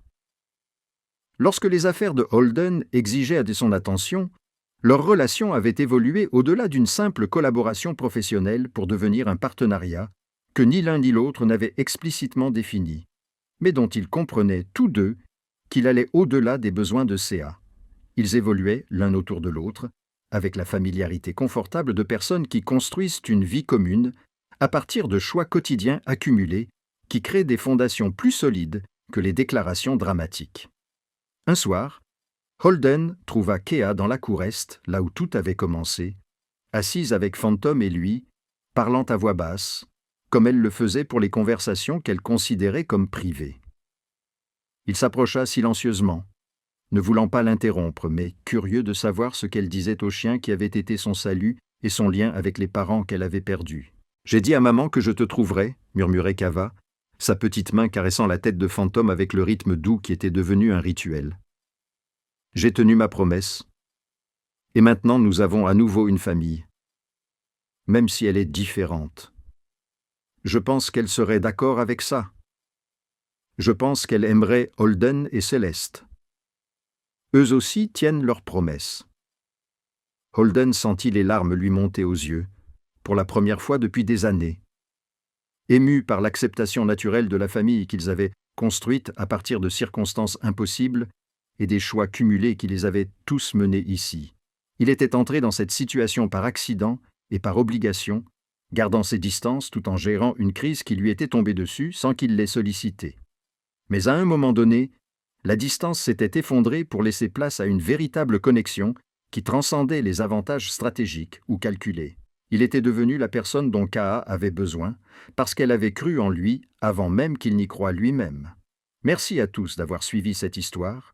Si vous l'avez appréciée, n'hésitez pas à indiquer dans les commentaires d'où vous la regardez. Et n'oubliez pas d'aimer, de vous abonner et de partager cette vidéo. Votre soutien est important et m'aide à continuer à vous proposer des histoires comme celle-ci. Dites-moi ce que vous avez pensé du parcours de Holden, Kea, Céleste et Phantom. Je lis tous les commentaires et votre engagement m'inspire à continuer à créer du contenu qui, je l'espère, vous touchera autant que cette histoire m'a touché pendant que je l'écrivais.